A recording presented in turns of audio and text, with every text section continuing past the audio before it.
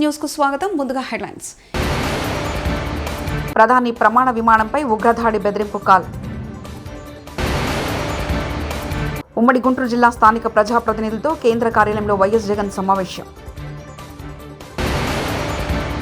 ప్రాధాన్యత తెలియని వ్యక్తులు పాలన చేస్తే ఎలా ఉంటుంది? సీఎం చంద్రబాబు నాయుడు. తెలుగు రాష్ట్రాల్లో విజృంభిస్తున్న బర్డ్ ఫ్లూ, ఈ కొద్ది రోజులు జాగ్రత్త. చాలా రోజుల తర్వాత మళ్ళీ ఫేక్ కాల్స్ భయోందోళన మొదలైంది.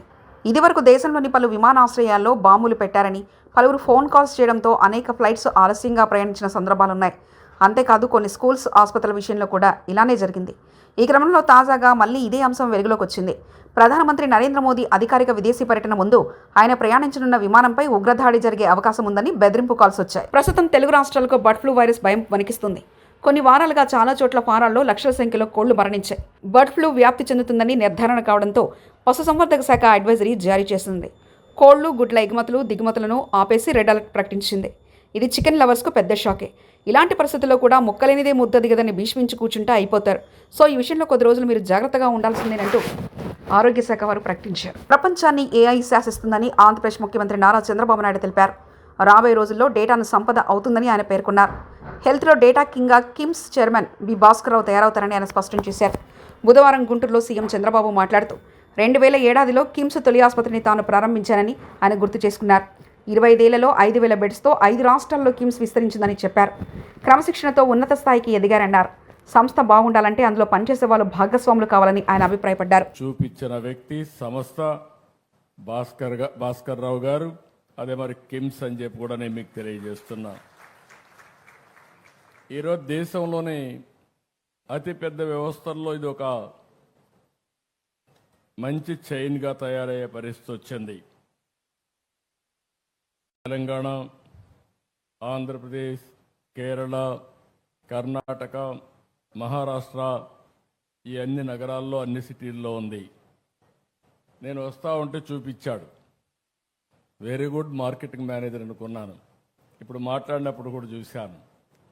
హాస్పిటల్లో వస్తే ఎక్కడెక్కడ కిమ్స్ హాస్పిటల్స్ ఉన్నాయో మొత్తం మ్యాప్ వేసి, ఆంధ్ర మ్యాప్ వేసి చాలా స్పష్టంగా చూపించాడు. అంతటితో ఆగలేదు.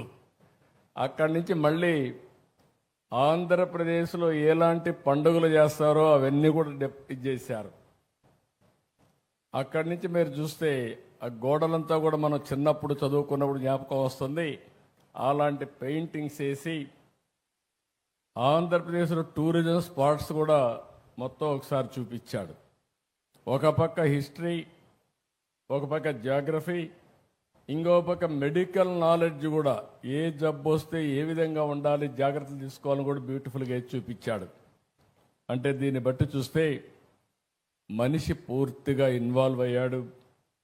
ఏం చేస్తే ప్రజల్లో చైతన్యం వస్తుందో అది చేస్తూ ముందుకు పోతున్నాడు. అందుకే సక్సెస్ అయ్యాడు. దానికి మరొక్కసారి మీ అందరి తరపున కూడా రాష్ట్రంలో మీరు చూస్తే నెల్లూరు, రాజమండ్రి, శ్రీకాకుళం, ఒంగోలు, వైజాగ్, అనంతపూర్, కర్నూలు ఎక్సెప్ట్ 2 చెప్పాడు.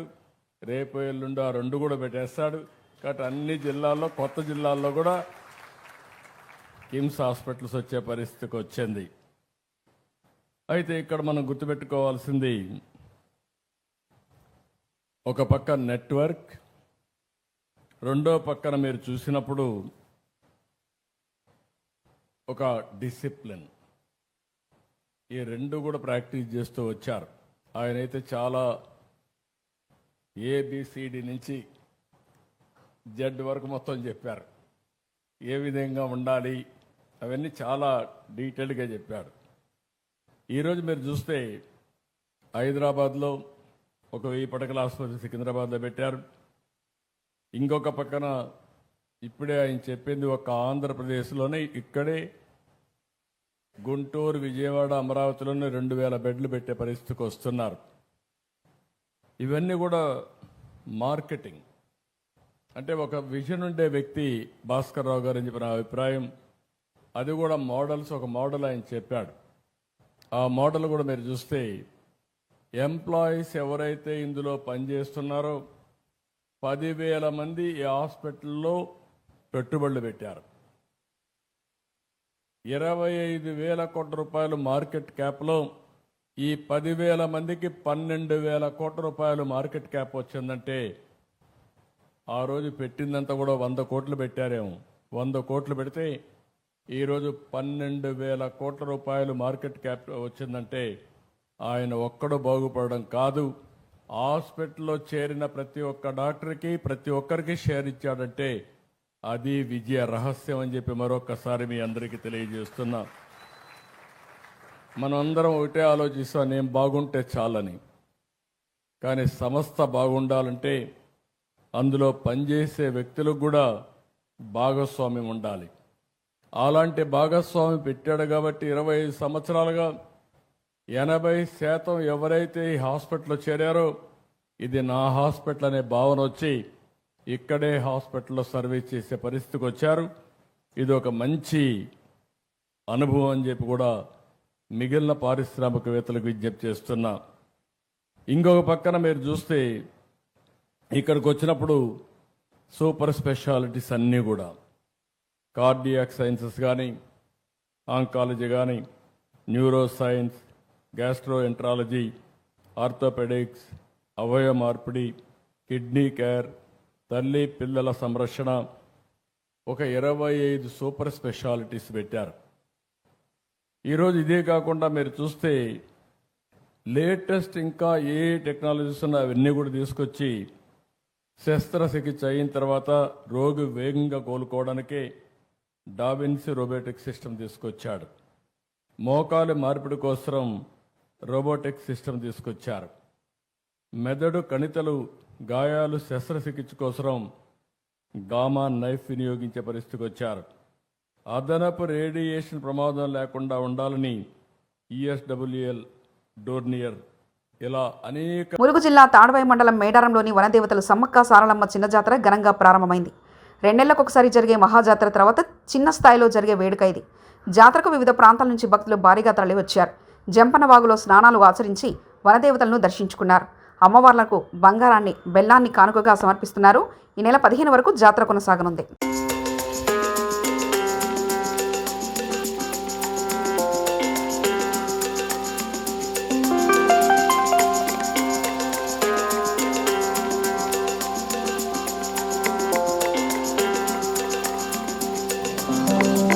మాజీ మంత్రి వైఎస్ వివేక హత్య కేసుకు సంబంధించి తెలుగుదేశం పార్టీ నేత బీటెక్ రవి సంచలన వ్యాఖ్యలు చేశారు. వివేక హత్య కేసులో వైకాపా ఎంపీ అవినాష్ రెడ్డితో సహా ఇతర నిందితులు బెయిల్ రద్దయ్యే అవకాశాలున్నాయని బీటెక్ రవి అన్నారు. వైఎస్ఆర్ జిల్లా వేంపల్లి మండలం ముసలరెడ్డి గారి పల్లెలో మినీ గోకులం షెడ్డును ఆయన ప్రారంభించి మాట్లాడారు. వివేక హత్య కేసులో రాజులేని పోరాటం చేస్తున్న సునీత విజయం సాధిస్తారని ఆయన ఆశాభావాన్ని వ్యక్తం చేశారు. కానీ సునీతమ్మ ఆల్రెడీ సుప్రీంకోర్టులో వీళ్ళ బెయిల్ క్యాన్సిల్ చేయాలి, అప్పుడు ప్రభుత్వం అధికారులను తప్పుదోవ పట్టించి మోసం చేసి వీళ్ళు సుప్రీంకోర్టులో కానీ ఇంకో చోట బెయిల్ తీసుకున్నారు. బెయిల్ తీసుకునేప్పుడు బెయిల్ కండిషన్స్ లో ఏముందంటే విట్నెస్లను ప్రధానంగా సాక్షులను ప్రలోభ పెట్టడం కానీ సాక్షులను బెదిరించడం కానీ చేయకూడదనే ఒక కండిషన్ తో వాళ్ళు ఈరోజు బెయిల్ మీద ఉన్నారు. కానీ నిన్న చూస్తే దేవిరెడ్డి శంకరెడ్డి వాళ్ళ అబ్బాయి చైతన్య రెడ్డి ఆల్రెడీ దస్తగిరి ఉండే సబ్ జైలుకు పోయి అతన్ని నీకెవరు బుద్ధి వచ్చినా పర్వాలేదు, మా తాత బుద్ధులు రావద్దని అనేవాళ్ళు. నాకు 2 అమ్మమ్మలు ఉండేవాళ్ళు.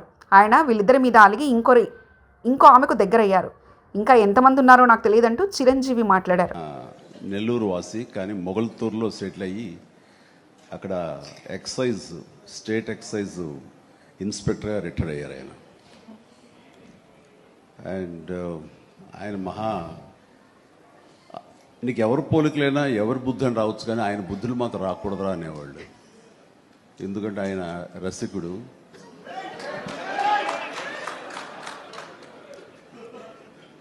ఇద్దరు ఇంట్లో ఉండేవాళ్ళు, నాకు 2 అమ్మమ్మలు.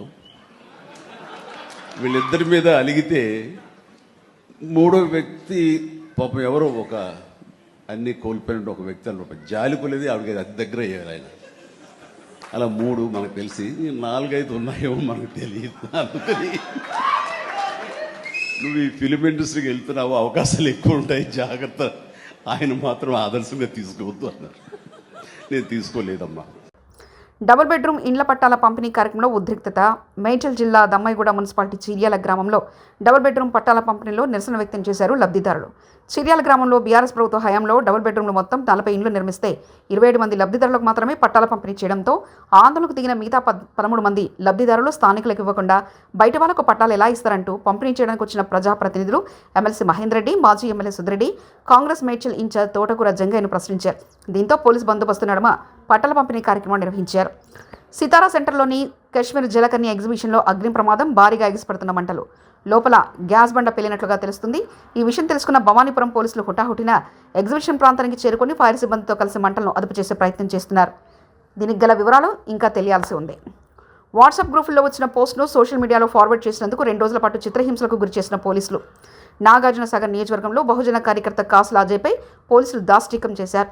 ఎమ్మెల్యే ఆదేశాల మేరకు ఆయన మెప్పు పొందేందుకు చట్టాన్ని అతిక్రమిస్తూ కాంగ్రెస్ కార్యకర్తలా వ్యవహరిస్తున్న పోలీసులు, కాంగ్రెస్ ఎమ్మెల్యే, ఎంపీ మెప్పు పొందేందుకు స్థానిక కాంగ్రెస్ నాయకుల విజ్ఞప్తి మేరకు కాసుల అజయ్ను 2 రోజుల పాటు మానసిక హింసకు గురిచేసిన పోలీసులు కూలీలను తీసుకురావాలి వస్తావా అంటూ అజయ్కు ఫోన్ చేసి హోంగార్డ్ విజయ్ కొద్ది దూరం వెళ్ళాక ఆటోను దారి మళ్లించి ఆటో డ్రైవర్ బహుజన కార్యకర్త అజయ్పై పోలీసులు పిడుగుదల వర్షం, ప్రాణభయంతో నన్ను పోలీస్ స్టేషన్కు తీసుకెళ్లాలంటూ విజ్ఞప్తి చేసిన అజయ్. అపరిచితమైన వ్యక్తి ఫోన్ చేసి ఫోన్ చేస్తే నాకు తెలియదు అసలు. నాకు ఫోన్ చేస్తే రైతులాగా ఫోన్ చేస్తే నేనన్నా కదా, సరే అన్న ఒక 500 ఇస్తే వస్తా అని చెప్పేసి అని నేనన్నా.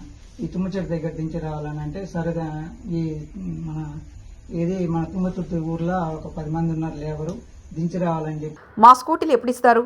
రేవంత్ రెడ్డికి విద్యార్థిని ప్రశ్న. ములుగు జిల్లా వెంకటాపురం మండలానికి చెందిన తేజస్విని అనే విద్యార్థిని తమకిచ్చిన హామీల గురించి రేవంత్ రెడ్డిని ప్రశ్నించింది. 5 లక్షల విద్యా భరోసా కార్డు, విద్యార్థులకు స్కూటీలు ఇస్తామని ఆశ కలిగించినట్లు ఓట్లు వేయించుకున్నారు. ఆ హామీలు ఎప్పుడు అమలు చేస్తారంటూ రేవంత్ రెడ్డిని ప్రశ్నించింది. 5 లక్షల విద్యా భరోసా కార్డు, విద్యార్థినులకు స్కూటీలు ఇస్తామని ప్రస్తుత ముఖ్యమంత్రి రేవంత్ రెడ్డి గారు హామీ ఇచ్చారు.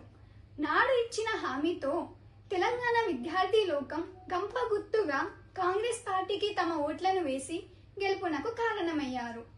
అధికారంలోకి వచ్చి సంవత్సరం గడిచినా కూడా ఉమ్మడి గుంటూరు జిల్లా స్థానిక ప్రజాప్రతినిధులతో వైఎస్ఆర్సీపీ కేంద్ర కార్యాలయంలో వైఎస్ జగన్ సమావేశం నిర్వహించారు.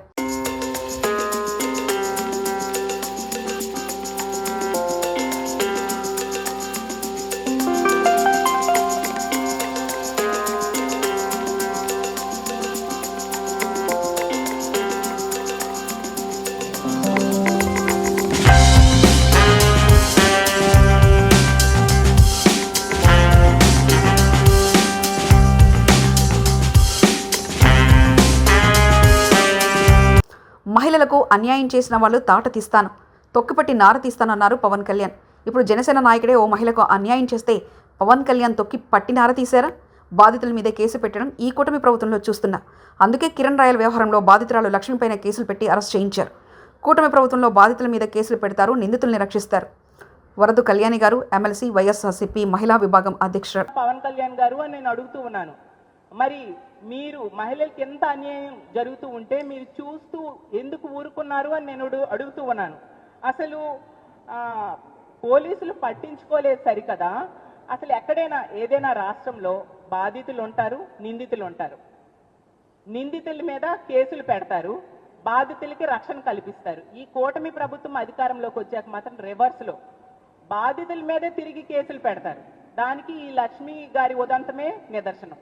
ఆవిడ వలన ప్రభుత్వానికి చెడ్డ పేరు వస్తుంది అని చెప్పి ఈరోజు ఆమె మీద కుట్రపూరితంగా కేసులు పెట్టి అరెస్ట్ చేయడం జరిగింది. ఈ రాష్ట్రంలో రెడ్ బుక్ పాలనకు ఇదొక బెస్ట్ ఎగ్జాంపుల్ గా నిలిచింది. అంటే బాధితుల మీద కేసులు పెడతారు, నిందితుల్ని రక్షిస్తారు అనే విషయం ఈ రాష్ట్ర ప్రజలందరికీ క్లియర్ గా అర్థమైపోయింది. ప్రధాని ప్రమాణ విమానంపై ఉగ్రదాడి బెదిరింపు కాల్.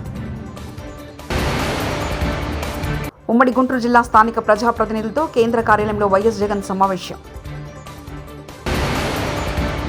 ప్రాధాన్యత తెలియని వ్యక్తులు పాలన చేస్తే ఎలా ఉంటుంది? సీఎం చంద్రబాబు నాయుడు. తెలుగు రాష్ట్రాల్లో విజృంభిస్తున్న బర్డ్ ఫ్లూ, ఈ కొద్ది రోజులు జాగ్రత్త. ఇవి బులెటిన్ విశేషాలు.